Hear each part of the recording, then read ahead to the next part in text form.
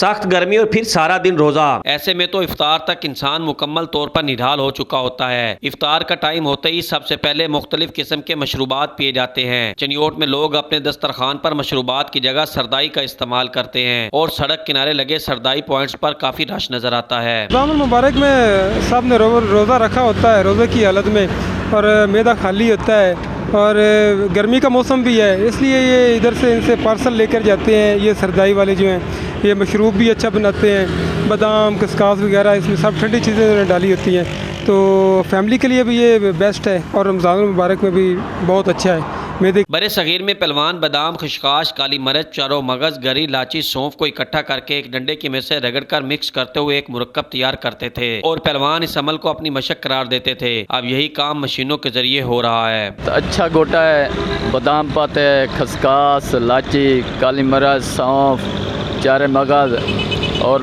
गरी पाते हैं, फिर उस रगड़ा ला के फिर तैयार करते हैं। लोगों का मानना है कि सरदाई पहलवानों का मशरूब है, जिस वजह से इसकी मांग में रोज बरोज इजाफा हो रहा है। काली मिर्च जीरा बादाम और खिसकाश से तैयार होने वाले इस मशरूब को डॉक्टर भी सेहत के लिए मुफीद करार देते हैं। कैमरामैन इरफान अली के साथ अमीर उमर चमन, ARY न्यूज़ चनियोट।